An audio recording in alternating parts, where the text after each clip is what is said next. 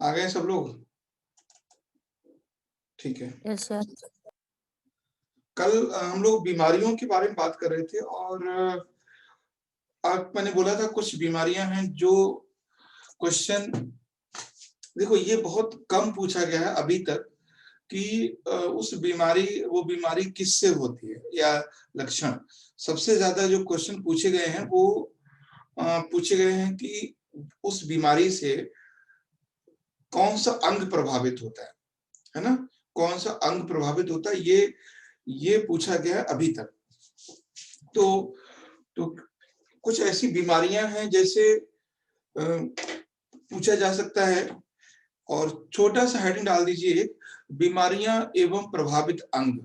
जो viral disease थी वो बची हुई थी, उनके लिख देता हूँ, वायरल डिजीज या विषाणु जनित बीमारियां, है ना। ऐसी बीमारियों के बारे में बात करेंगे जो विषाणु जनित बीमारियां हैं, ठीक है, क्योंकि इससे क्वेश्चन बन जाता है विषाणु जनित बीमारियां, है ना, बीमारियां एवं प्रभावित अंग, प्रभावित अंग। तो ये पहली बात तो ये है कि ये भी क्वेश्चन बन सकता है कौन सी बीमारी विषाणु से होती है या कौन सी नहीं होती है, ठीक है। तो सबसे पहले देख लेते हैं यानी विषाणु से बीमारी कौन सी है।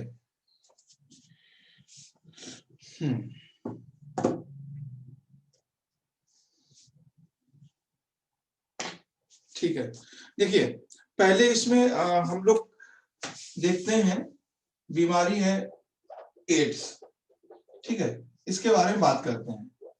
इसका मतलब है एड्स जो बीमारी है वो विषाणु से होती है, वायरस से होती है। अब इसमें कौन सा अंग प्रभावित होता है वो देख लेते हैं। इसमें प्रभावित होता है बॉडी इम्यूनो सिस्टम, यानी शरीर की प्रतिरक्षा प्रणाली, WBC। क्या है? शरीर की प्रतिरक्षा प्रणाली। ये क्वेश्चन बन सकता है, शरीर की प्रतिरक्षा प्रणाली यानी WBC, व्हाइट ब्लड कैर्पस, यानी जो श्वेत रुधिर कणिकाएं हैं वो प्रभावित होती हैं एड्स, है ना। और ये जो एड्स है वो किस विषाणु से होता है वो तो आपको पता ही है ना, HIV से होता है, HIV से। तो HIV एक वायरस है, HIV एक डिजीज नहीं है। जो डिजीज है वो है एड्स, और जो बीमारी जिस वायरस से होती है वो है HIV, ठीक है। तो HIV उसका नाम है। उसके बाद देखते हैं इसमें नेक्स्ट है इसमें डेंगू बुखार, ठीक है, डेंगू फीवर, ये भी वायरस से होता है, ठीक है। डेंगू फीवर, डेंगू बुखार, ये भी वायरस से होता है। इसमें क्या प्रभावित होता है? इसमें संपूर्ण शरीर प्रभावित होता है, ठीक है, संपूर्ण शरीर प्रभावित होता है, और ये भी वायरस से होता है। बात ध्यान रखना, मलेरिया जो है वो पैरासाइट यानी परजीवी से होता है, लेकिन जो डेंगू फीवर है वो वायरस से होता है। और इसीलिए जो जितनी भी वायरल डिजीज हैं वो ज्यादातर सर्दियों के मौसम में आती है ना। और कोरोना भी सर्दियों की सीजन में ही आया था। उसके बाद है इसमें पोलियो, पोलियो भी वायरल डिजीज है, पोलियो, ठीक है। पोलियो से क्या क्या दिक्कत होती है? पोलियो से तो पोलियो तो शरीर के किसी अंग को प्रभावित कर सकता है ना। पोलियो गर्दन में हो सकता है, पोलियो हाथ में हो सकता है, पोलियो पैर में हो सकता है। तो संपूर्ण शरीर के किसी भाग में हो सकता है, ठीक है। तो शरीर के अंग, तो शरीर के अंगों को प्रभावित करता है, ये शरीर के अंगों को प्रभावित करता है। पोलियो। उसके बाद है इसमें चेचक। चेचक भी बीमारी है ना, चेचक जिसको बोलते हैं चिकन पॉक्स। चेचक बीमारी को चिकन पॉक्स बोलते हैं, या इसको बोलते हैं छोटी माता या बड़ी माता। तो ये किससे होता है, एक बार वो देख लीजिए। बैरीसेला वायरस होता है, बैरीसेला वायरस है ना, बैरीओला, सही। तो चेचक इसमें ये भी संपूर्ण शरीर में हो सकता है, संपूर्ण शरीर को। यानी चेचक के जो असर है वो शरीर के किसी भाग पर हो सकता है। आंखों में हो सकता है, आपके आपके सामने बॉडी हो सकता है, या हाथ में कहीं हो सकता है, कहीं भी हो सकता है, पूरे शरीर में। उसके बाद है इसमें खसरा। ठीक है, खसरा भी संपूर्ण भी जगह हो सकता है। खसरा संपूर्ण शरीर में कहीं भी हो सकता है, खसरा। उसके बाद एक और इंपॉर्टेंट बीमारी है, वो है ट्राइकोमा। अच्छा, ट्राइकोमा कहां पर हो सकती है, ट्राइकोमा में क्या चीज प्रभावित होती है? तो पहले बार सुन लीजिए। एड्स होती है वो, उसमें जो शरीर की प्रतिरोधक क्षमता है, यानी बीमारियों से लड़ने की क्षमता है, वो खत्म हो जाती है। बीमारियों से लड़ने की क्षमता खत्म हो जाती है, और ये HIV नामक वायरस से होती है। उसके बाद है डेंगू फीवर। ये संपूर्ण शरीर प्रभावित होता है, और ये भी वायरस से होती है। मलेरिया भी बुखार है, और डेंगू भी बुखार है। मलेरिया जो है वो पैरासाइट से होता है, परजीवी से होता है, मच्छरों द्वारा होता है। ठीक है, और डेंगू जो है वो वायरस से होता है। और उसके बाद है पोलियो। पोलियो शरीर के किसी अंग में हो सकता है, किसी भी अंग में, हाथ पैर कुछ भी। यानी इसमें जिस अंग में पोलियो होता है, उस अंग में एक कह सकते हैं कि डिसऑर्डर हो जाता है। डिसऑर्डर का मतलब है एक विकृति उत्पन्न हो जाती है, वो टेढ़ा मेढ़ा या उसकी वृद्धि रुक जाती है। तो पोलियो से किसी भी शरीर के अंग में डिसऑर्डर हो जाता है, यानी उस शरीर की वृद्धि रुक जाती है, या शरीर की आकृति विचलित हो जाती है। देखा ही होगा आप लोगों ने पोलियो वाले को। तो चेचक भी संपूर्ण शरीर में है, और खसरा भी संपूर्ण शरीर में है। खसरा में छोटे छोटे दाग हो जाते हैं, और शरीर पर लाल दाने निकल आते हैं। इसमें खसरा में ज्यादातर ये बच्चों को होता है।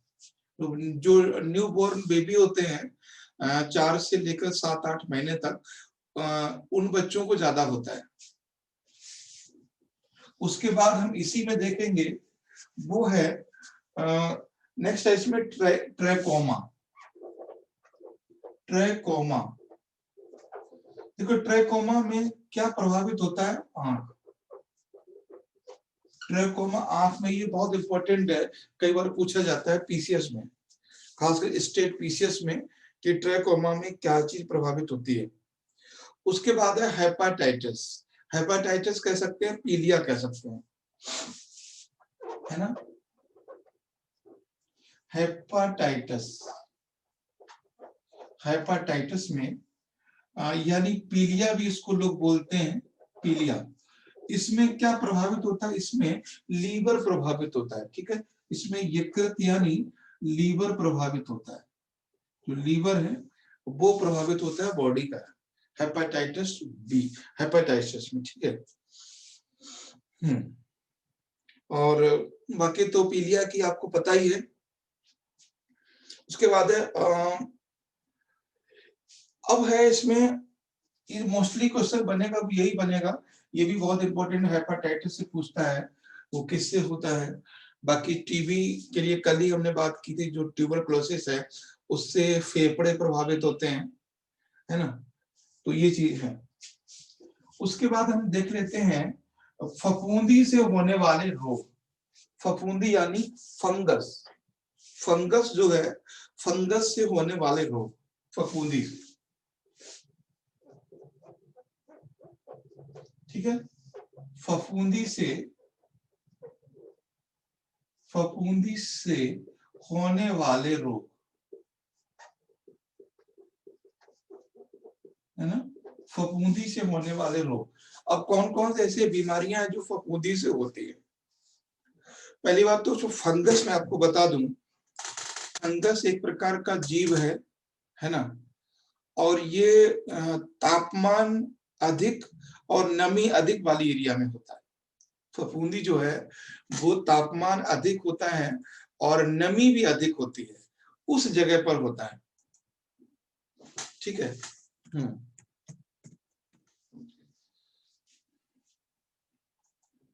तो जहां पर, और खासकर आपने देखा होगा जब सर्दी गर्मियों के मौसम में फफूंदी ज्यादा आती है ना। चलिए, वो मैं पिक्चर देखने की कोशिश कर रहा था, मिल नहीं रहा है। फंगी का अगर पिक्चर दिखा पाता मैं।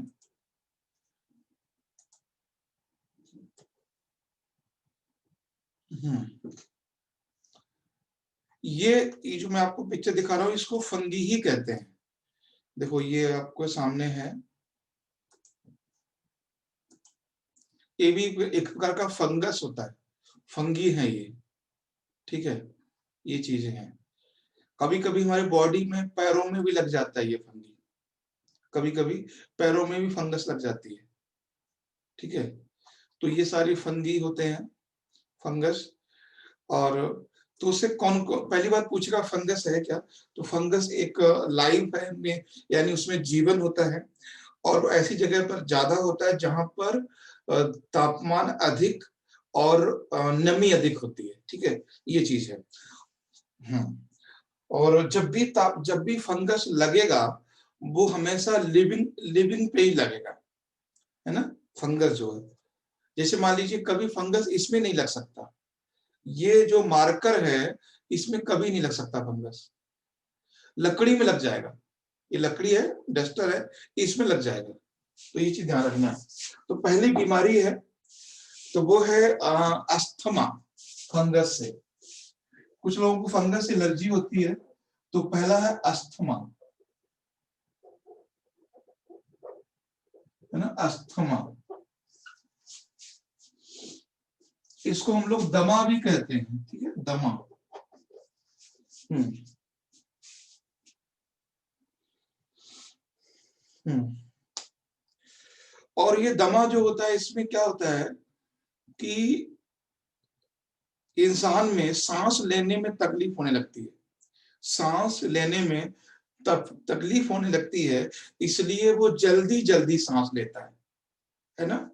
और लोग कहते ये हैं कि हमारी सांस फूल रही है, लोग बोलते हैं दमा में, क्या बोलते हैं कि हमारी सांस फूल रही है, जबकि होता क्या है कि और ये एक संक्रमण रोग है ना, संक्रमण से हो जाता है। और ये फेफड़ों में जो सांस जाने का रास्ता है उसको अवरुद्ध कर देते हैं, उसको अवरुद्ध कर देते हैं, तो फेफड़े ज्यादा तेजी से सांस लेने की कोशिश करते हैं। ठीक है, तो ये चीज है। उसके बाद है इसमें इस नेक्स्ट है इसमें खाज, खाज भी इसी से होता है। ठीक है, जो खाज खुजली वगैरह है वो भी इसी से होती है, खाज और खुजली भी इसी से होती है। और गंजापन और दाद भी इसी से होता है। ठीक है, गंजापन और जो दाद है वो भी इसी से होता है, गंजापन और दाद इसी से होता है। बाकी तो और कोई खास बीमारी नहीं है, तो ये है।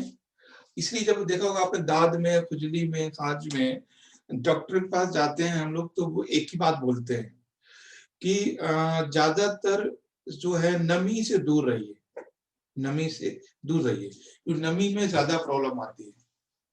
और ये संक्रमण की बीमारी है, संक्रमण का मतलब है जितनी साफ सफाई से रहेंगे उतना ही कम होगा। ठीक है, तो ये है।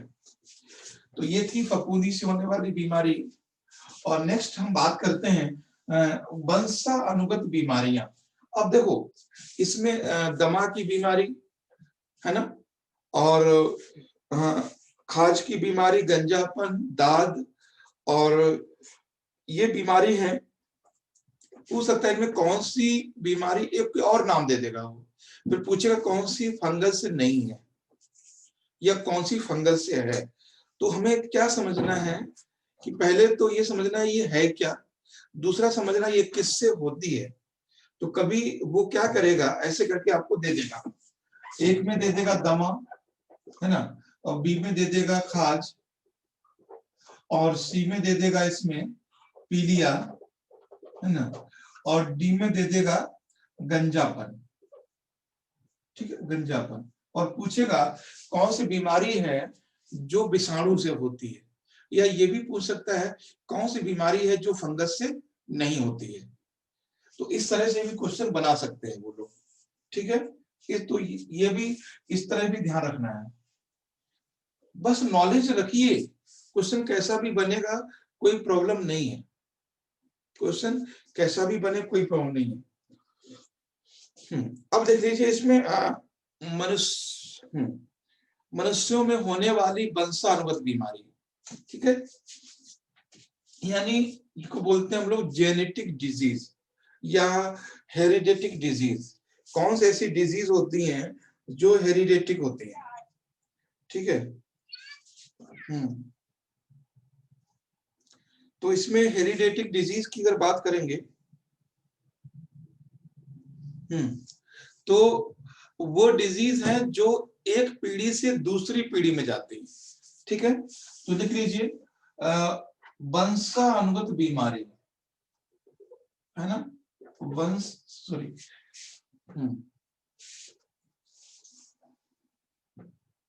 या कह सकते हैं अनुवांशिक बीमारी, अनुवांशिक बीमारी, है ना, जेनेटिक डिजीज। मतलब जो बीमारी हमारे पिताजी को थी वो हमें हो सकती है, जो हमें है वो हमारे बच्चों को हो सकती है। इसको हम बोलते हैं जेनेटिक डिजीज, वंशानुगत बीमारी। बहुत सारी ऐसी बीमारियां हैं, ठीक है, जो वंशानुगत होती हैं। जैसे एक बीमारी है डायबिटीज, डायबिटीज भी वंशानुगत ही बीमारी है। जो डायबिटीज का रोग है वो भी वंशानुगत ही है। कहीं ना कहीं अगर किसी को है तो आप देखोगे कहीं ना कहीं किसी न किसी परिवार में कभी रहा होता है, डायरेक्ट इनडायरेक्ट कहीं ना कहीं, है ना, वो हमें पता नहीं चल पाता है और होता है। तो पहला लिखिए इसमें वर्णांधता यानी कलर ब्लाइंडनेस। पहला लिखिए इसमें वर्णांधता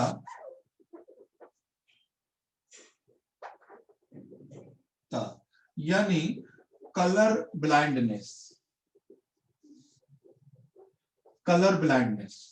तो कलर ब्लाइंडनेस ये क्या है, अनुवांशिक बीमारियां हैं, अनुवांशिक बीमारियां हैं, और इस रोगी को लाल एवं हरा नहीं पहचान सकता है।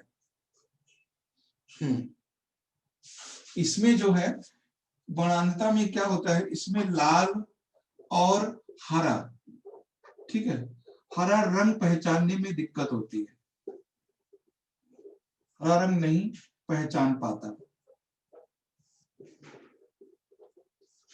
ठीक है, लाल हरा रंग इसमें नहीं पहचान पाता। ये सामान्यतः बीमारी पुरुषों में होती है अधिक, ठीक है, ये पुरुषों में बीमारी होती है, महिलाओं में नहीं होती, ठीक है, ये भी याद रखना है। ये मेल में ज्यादा होती है, फीमेल में नहीं के बराबर होती है। मगर ये बीमारियां जो एक ध्यान रखना है, ये बीमारियां होती तो हैं पुरुषों में, लेकिन इन बीमारियों का ले जाने का काम महिलाएं करती हैं, यानी और ले जाने का काम महिलाएं करती हैं इसमें। यानी कभी पूछेगा जो कलर ब्लाइंडनेस है उसमें वाहक कौन है, तो वाहक है स्त्रियां, यानी जो एक्स एक्स गुणसूत्र है उसमें ये जा सकता है ना, एक्स एक्स गुणसूत्र में जा सकता है। तो ये ध्यान रखना है। तो वाहक कौन होती हैं, वाहक होती हैं स्त्री, यानी स्त्री के क्रोमोसोम में होती है, ठीक है, स्त्री के क्रोमोसोम में होती है। जैसे मान लीजिए कि अगर ये ये अगर कोई जैसे एक्स है, ये फादर है, ठीक है, ये फादर है ना, ये फादर है, और इसके और मतलब ये मेल है ना, समझिए बात, ये मेल है और इसकी वाइफ है, ठीक है, तो ये है। इसके बाद क्या होगा कि इनका जो जो इनका बच्चा होगा, जो इन लोगों का जो बच्चे होंगे, इनके इन फैमिली के जो बच्चे होंगे, उनमें कलर ब्लाइंडनेस हो सकता है उनमें। लेकिन जो कलर ब्लाइंडनेस का क्रोमोसोम है वो फीमेल के थ्रू जाएगा इन बच्चों में, ये है, ठीक है, ये चीज है। जो ब्लाइंडनेस होगा वो ज्यादातर मेल बच्चे को होगा, और क्योंकि जब बच्चा पैदा होता है, बच्चा होता है, वो दोनों के ब्लड से या दोनों के क्रोमोसोम से होता है, ठीक है। तो जो ट्रांसफर होता है ब्लाइंडनेस का जो रोग है वो एक्स एक्स से होता है, ठीक है, एक्स एक्स से होता है, इससे, बस ये याद रखना है। तो वर्ण, तो पहले बात तो एक वर्ण अंधता है क्या, तो वर्ण अंधता यानी ब्लाइंडनेस एक आनुवंशिक बीमारी है, यानी ये पिता से, माँ बाप से, पेरेंट से बच्चों में जाती है, ठीक है। इसमें हरा और लाल रंग व्यक्ति पहचानने में असमर्थ होता है, और सामान्यतया इसमें सामान्यतः ये बीमारी पुरुषों में होती है, यानी मेल में होती है, और इसकी जो वाहक है वो फीमेल होते हैं, बस ये चीज समझना है। ये था वर्ण अंधता। नेक्स्ट हम बात करेंगे यहाँ पे हीमोफीलिया। हीमोफीलिया, हीमोफीलिया है ना, हीमोफीलिया का मतलब यही है। देखो क्या होता है, जब एक चीज मैं आपको बता दूं, कहीं भी हमारे अगर चोट लगती है तो जो ब्लड निकलता है उसके बहने का जो ड्यूरेशन है वो 2 से 3 मिनट है। ध्यान समझिएगा, जैसे हमारे कहीं जख्म हुआ, कहीं कट गया, कहीं चोट लग गई, कहीं भी बॉडी में, और चोट लगने से जो ब्लड निकलता है उसकी बहने की क्षमता 2 से 3 मिनट होती है, ये बात ध्यान रखना है। अगर वो ब्लड, मगर इस बीमारी में क्या है, 24 घंटे तक ब्लड का थक्का नहीं जमता है, ठीक है, हाँ, ये ब्लड का थक्का नहीं जमता है, ठीक है। तो ये भी बीमारी सामान्यतया पुरुषों को ही होती है, ठीक है। तो इसमें क्या है, 24 घंटे तक रक्त का थक्का ना जमना, थक्का ना जमना, ठीक है, थक्का ना जमना, और ये पुरुषों में होती है, ये बीमारी पुरुषों में होती है, ठीक है। ये बीमारी जो है पुरुषों में होती है, इसको हम हीमोफीलिया कहते हैं, ठीक है। और इसकी भी स्त्रियां जो वाहक हैं वो स्त्रियां हैं, वाहक हैं वो स्त्रियां हैं, ठीक है। ऐसा माना जाता है कि ये बीमारी विश्व में सबसे पहले ब्रिटेन की महारानी विक्टोरिया को थी। ऐसा माना जाता है कि जो ये बीमारी है हीमोफीलिया, सबसे पहले विश्व में इसके लक्षण देखे गए थे, या जो बीमारी जो फैली है उस सबसे पहले विक्टोरिया रानी यानी महारानी विक्टोरिया थी ब्रिटेन की, उनसे ये पूरे विश्व में फैली है, मतलब, ठीक है, ऐसा माना जाता है। तो इसमें खैर ऐसा कुछ कोई दिक्कत नहीं है।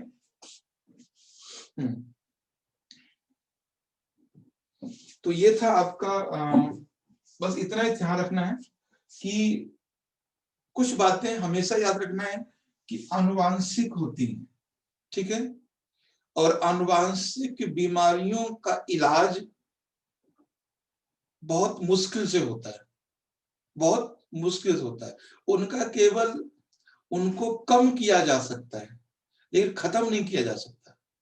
जैसे टीबी है, टीबी आनुवांशिक नहीं है, वो किसी को भी हो सकती है, HIV है, किसी को भी हो सकती है, डेंगू है, पीलिया है, किसी को भी हो सकती है।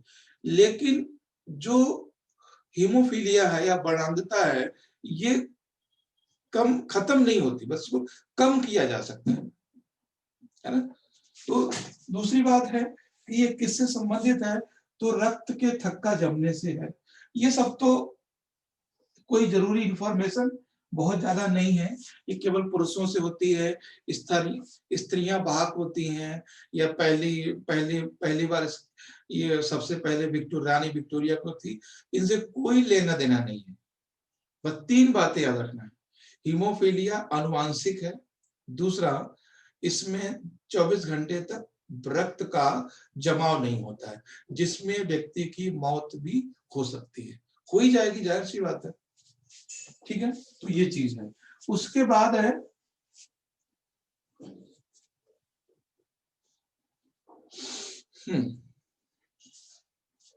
उसके बाद है इसमें है Turner syndrome. Turner syndrome, Turner syndrome, Turner syndrome, Turner sorry, हाँ इस तरह से होगा ये, टर्नर सिंड्रोम। इसके बारे में पता है कुछ? पहली बात, ये आनुवांशिक है, ठीक है, आनुवांशिक बीमारी है, पहली बात है ना, ये आनुवांशिक है।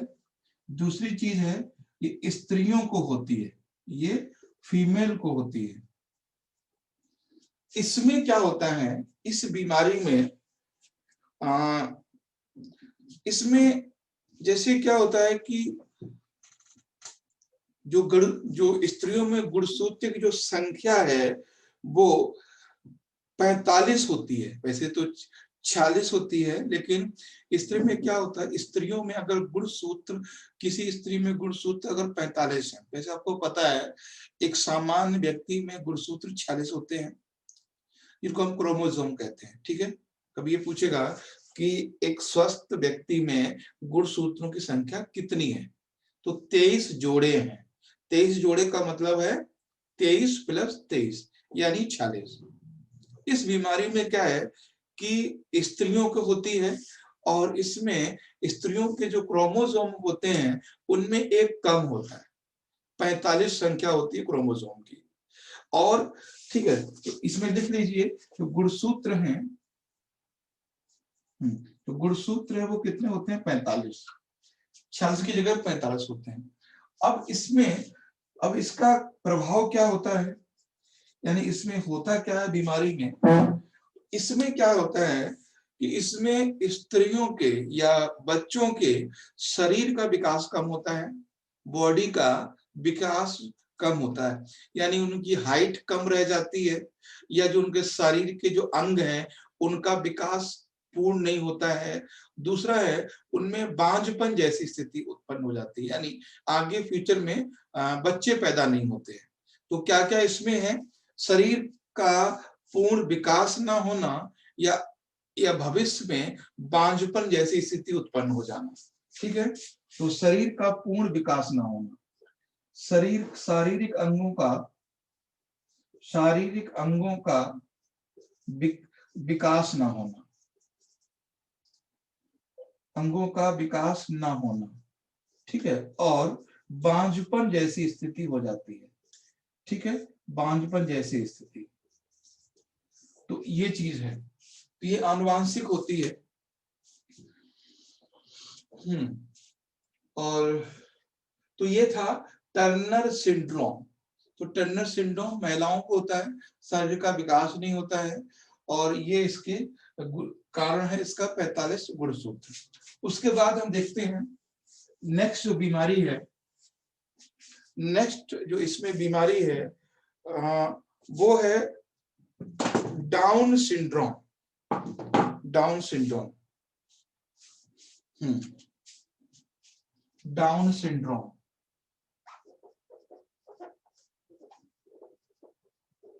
Down syndrome. ये भी अनुवांशिक बीमारी है और ये महिलाओं और पुरुषों को दोनों को होती है। इसमें क्या होता है, इसमें बुद्धि का विकास कम हो पाता है। ठीक है, इसमें बुद्धि का विकास कम हो पाता है डाउन सिंड्रोम में। इसमें क्या होता है, ये स्त्री एवं पुरुष, ठीक है, दोनों को होती है और इसमें बुद्धि का विकास कम हो पाता है ना, कम होता है। उसको कहते हैं ना कि मंद बुद्धि, तो वो यही चीज है ना, मंद बुद्धि जैसी स्थिति हो जाती है इसमें। तो ये डाउन सिंड्रोम बीमारी होती है। कुछ लोग नहीं होते हैं, आपने देखो मतलब थोड़े से बचपन में देखा हो, कोई बच्चा छोटा वो सीरियस नहीं होता है ना। कुछ बच्चे होते बहुत तेज होते हैं, कुछ बच्चे थोड़े से डल दिमाग के होते हैं, तो वही चीज है, उसको डाउन सिंड्रोम कहते हैं।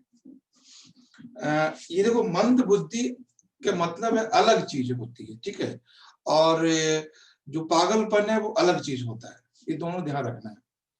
पागलपन किसी टेंशन की वजह से हो सकता है, कोई बॉडी में एक्सीडेंट हो सकता है तब हो सकता है, लेकिन जो डाउन सिंड्रोम है ये जन्मजात होता है, बचपन में किसी न किसी को होता है तो बच्चा इस तरह से चीजें होती हैं, और ये है।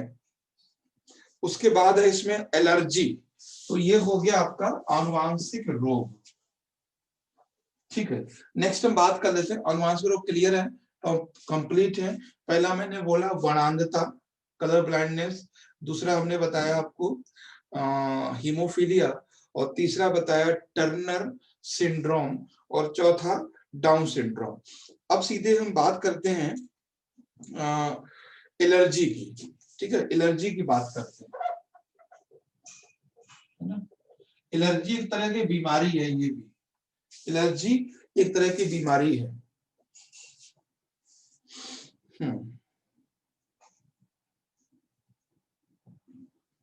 तो एलर्जी में क्या होता है कि जैसे किसी भी, ये एलर्जी जो बीमारी है ये किसी को भी हो सकती है, मानव को, है ना, स्त्री एवं पुरुष दोनों को ये हो सकती है। और इसमें क्या होगा, उसको किसी धुएं से, किसी रसायन से, है ना, या किसी खाद्य पदार्थ से, खाद्य रसायन से, धुएं से, है ना, या धूल मिट्टी से एलर्जी हो सकती है। ठीक है, एलर्जी हो सकती है। अब एलर्जी का मतलब है उसका जस्ट नकारात्मक प्रभाव दिखता है। इसमें क्या होता है व्यक्ति को, हाँ, जिससे अनेक बीमारियां हो सकती हैं, अनेक बीमारियां। एलर्जी से क्या क्या हो सकता है, अनेक बीमारियां, जैसे सबसे पहले है खुजली, फोड़ा, फुंसी एवं शरीर में सूजन। खुजली, फोड़ा, फुंसी एवं शरीर में सूजन, शरीर में सूजन, और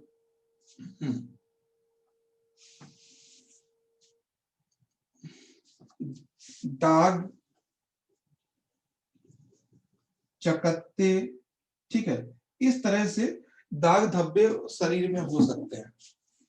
तो एलर्जी एक प्रकार की बीमारी है, एक प्रकार की स्थिति है। एलर्जी क्या है, एक प्रकार की स्थिति है जिसमें स्त्री या पुरुष दोनों में से किसी को भी किसी पदार्थ, जैसे धुएं से हो सकता है, किसी केमिकल से हो सकता है। जैसे कभी कभी क्या होता है ना, कुछ लोग जिसे बोलते हैं ना कि हमें क्रीम सूट नहीं करती, है ना, जब क्रीम लगाते हैं या कोई भी ऐसा प्रोडक्ट यूज करते हैं तो उनकी बॉडी में कुछ प्रॉब्लम होने लगती है, इससे खुजली होना, ऐसा कुछ लाल सही पड़ जाना, तो वो एलर्जी है।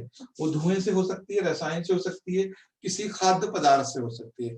कभी कभी आपने देखा होगा जो मशरूम है, मशरूम हर कोई नहीं खा पाता है, मशरूम जो है वो हर कोई नहीं खा पाता है, मशरूम से एलर्जी हो जाती है कुछ लोगों के, ठीक है। तो खाद्य पदार्थ से भी एलर्जी हो सकती है, और धूल मिट्टी से एलर्जी हो सकती है, बीमारियां ये सारी हो सकती हैं।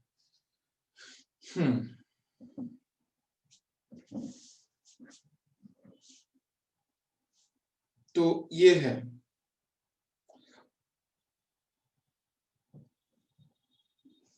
उसके बाद हम एक बीमारी और देखते हैं, वो है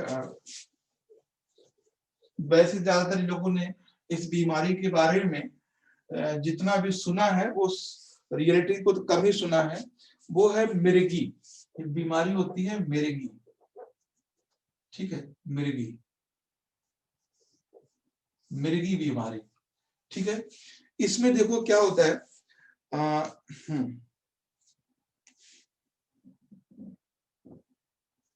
इसको इस ये बीमारी में दो बातें समझनी है कि ये मस्तिष्क की आंतरिक बीमारी है, यानी ये जो मस्तिष्क के आंतरिक रोगों के कारण होती है, यानी ये मिर्गी जो है मस्तिष्क की बीमारी है, दिमाग की बीमारी है, दिमाग के आंतरिक अंगों की वजह से होता है ना। जो मिर्गी है वो माइंड की, दिमाग के आंतरिक अंग हैं उनकी वजह से होती है, ठीक है।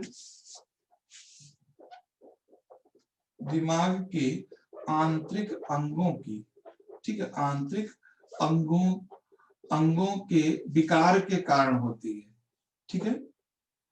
हाँ, अंगों के विकार के कारण होती है ये, आंतरिक अंगों के जब विकार हो जाता है तब ये बीमारी होती है। और इसमें इसमें क्या होता है, इसमें जब इसमें बीमारी के लक्षण आते हैं तो मुंह से झाग निकलने लगता है, वो तो खैर आपको पता ही होगा, है ना। मुंह से झाग या सांस फूलना या मूर्छित हो जाना, ठीक है, यानी इसमें शरीर या बेहोशी आ जाना, ठीक है, बेहोशी आ जाना। तो ये है, ये दिमाग के आंतरिक अंगों का विकार है, बाकी इसमें कुछ ऐसा कोई बाहरी चीज नहीं है, दिमाग के आंतरिक अंगों का विकार है। और इस बीमारी में आदमी बेहोश भी हो सकता है ना, सांस भी उसकी फूल सकती है और मुंह से झाग भी आ सकता है। तो ये है।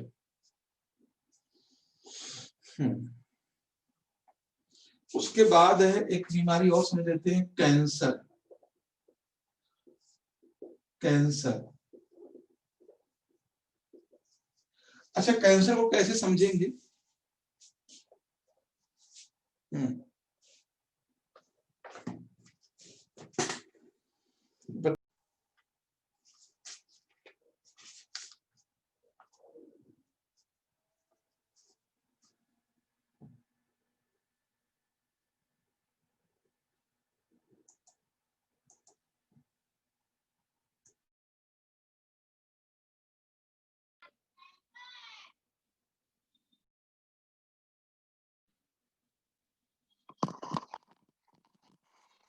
सर माइक तो ओपन करिए। हाँ ठीक है, हमने कहा कि अभी जो हम लोग बात कर रहे थे वो कैंसर की बात कर रहे थे, और कैंसर में बहुत सिंपल फॉर्म में समझना है क्या है। वैसे ज्यादातर पता होगा आपको, किसी मतलब शरीर के किसी अंग की कोशिकाओं का अनियमित यानी अनियंत्रित अनियमित रूप से विकास, शरीर के मानव के यानी मानव शरीर के किसी अंग की कोशिकाएं अनियंत्रित तरीके से बढ़ती हैं तो इन्हें हम कैंसर कहते हैं। अब वो कोई भी चीजें हो सकती है, हमारे हाथ की उंगली हो सकती है, या खास ज्यादातर जो है बॉडी में सबसे सॉफ्ट जगह जो होती है हमारे पूरे शरीर में वो गला होता है, गर्दन होती है। यानी जो सांस नली होती है, यहाँ से यानी सीने से लेकर गर्दन तक का ये जो पार्ट होता है वो सबसे सॉफ्ट होता है हमारे पूरे बॉडी का। तो सीधे लिख लीजिए कि शरीर के किसी अंग का, शरीर के किसी अंग की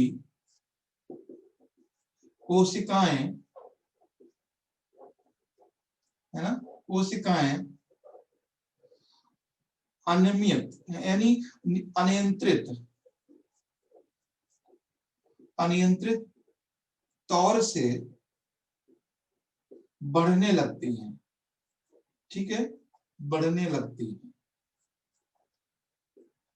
इसका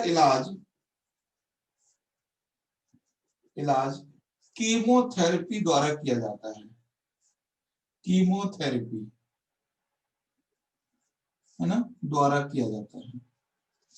तो ये है, यानी शरीर के किसी अंग की जो सेल्स हैं वो अनलिमिटेड तरीके से ग्रो करने लगती है और उसी को हम कैंसर कहते हैं, उसी को हम कैंसर कहते हैं। और इसका इलाज कीमोथेरेपी द्वारा किया जाता है। कीमोथेरेपी द्वारा, देखिए जो कैंसर है उसका इलाज कीमोथेरेपी से ही हो सकता है। कुछ लोग बोलते हैं कि बिना कीमोथेरेपी से भी हो जाता है, तो इसका मतलब है कि कैंसर है ही नहीं, है ना। कभी कभी सूजन आ जाती है बॉडी में कहीं पे, तो लोग बोल देते हैं अरे इनको कैंसर है, दवाई खा लो ठीक हो जाओगे।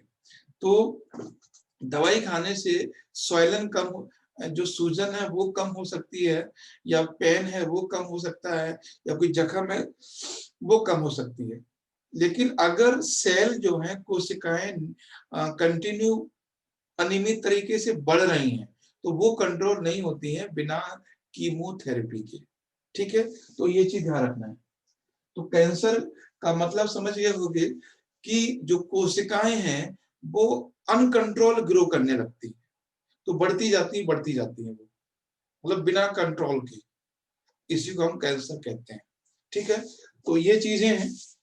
और उसके बाद इसमें जो बीमारियां थी वो तो लगभग सारी हो गई हैं, सब सारी हो गई लगभग। क्या इसमें कुछ फैक्ट लिख लीजिए जो, और कल जो हम जो टॉपिक करवाएंगे वो थोड़ी सी हम बात कर लेंगे मानव प्रजनन तंत्र पे। ठीक है, मानव प्रजनन तंत्र थोड़ी सी बात करेंगे, क्योंकि वहां से भी कुछ क्वेश्चन आते हैं और जिस तरीके से क्वेश्चन पूछे जाते हैं सिर्फ वैसे ही बात करेंगे। अभी लिख लीजिए कुछ महत्वपूर्ण तथ्य लिख लीजिए, साइंस के कुछ फैक्ट, है ना, वैज्ञानिक वैज्ञानिक तथ्य लिख लीजिए कुछ, या ये बहुत पूछे जाते हैं वैज्ञानिक फैक्ट, है ना। तो इसको, ये वन लाइनर है लेकिन है इंपॉर्टेंट। ठीक है, वन लाइनर है मगर ये इंपॉर्टेंट है काफी। हाँ, जैसे पहला इसमें लिखिए,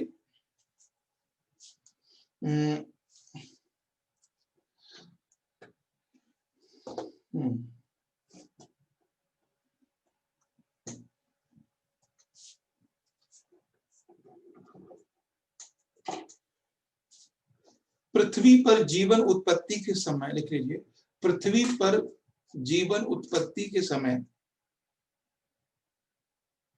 पृथ्वी पर जीवन उत्पत्ति के समय ऑक्सीजन अनुपस्थित थी, ऑक्सीजन अनुपस्थित थी। हाइड्रोजन और नाइट्रोजन प्रमुख गैसें थी, हाइड्रोजन और नाइट्रोजन प्रमुख गैसें थी। यानी पृथ्वी पर जब जीवन उत्पन्न हुआ तो उस समय ऑक्सीजन नहीं थी। ठीक है, हाइड्रोजन और नाइट्रोजन थी। दूसरा फैक्ट लिख लीजिए,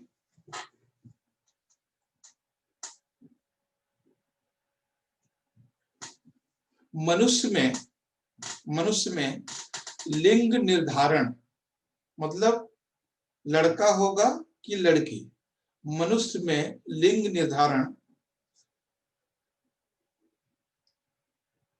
पुरुष के क्रोमोसोम पर निर्भर करता है, न कि स्त्री के। मनुष्य में लिंग निर्धारण पुरुष के क्रोमोसोम पर निर्भर करता है, न कि स्त्री पर।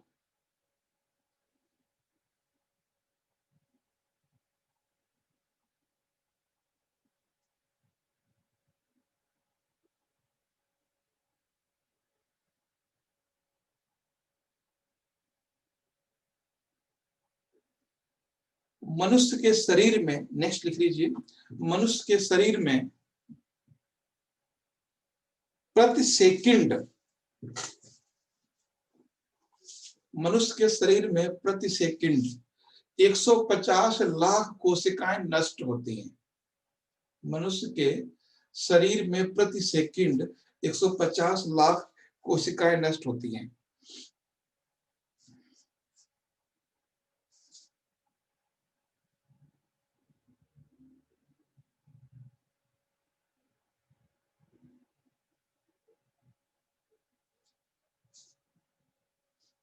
ठीक है।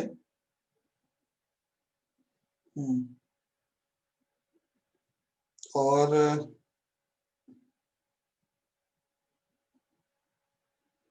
मनुष्य में छोटी आंत का आकार लगभग 7 मीटर होता है। मनुष्य में छोटी आंत का आकार लगभग, या लंबाई लगभग 7 मीटर होती है।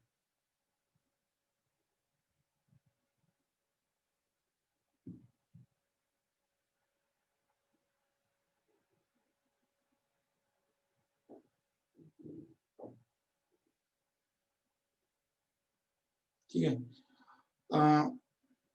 बच्चे की हृदय की धड़कन, बच्चे की हृदय की धड़कन एवं युवक की धड़कन से, युवक की धड़कन से अधिक तेज होती है। बच्चे की धड़कन युवक की धड़कन से अधिक तेज होती है, यानी वो ज्यादा जल्दी जल्दी सांसें लेता है बच्चा।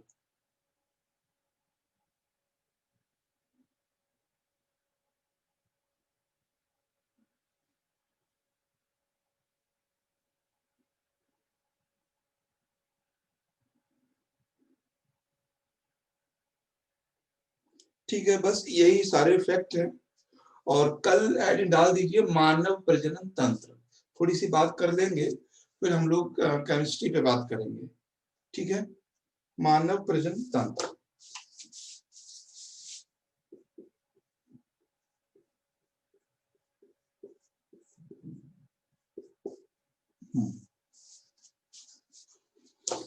ठीक है, ये है। तो साइंस जो जो आपकी क्लास होगी मेंस की, वो, अच्छा गुड्डू भी नहीं, सुपने ने, चलो 3 लोग हैं, सौरभ तो हो गए। और 4 बजे रखते हैं, ठीक है, क्लास को। जी सर।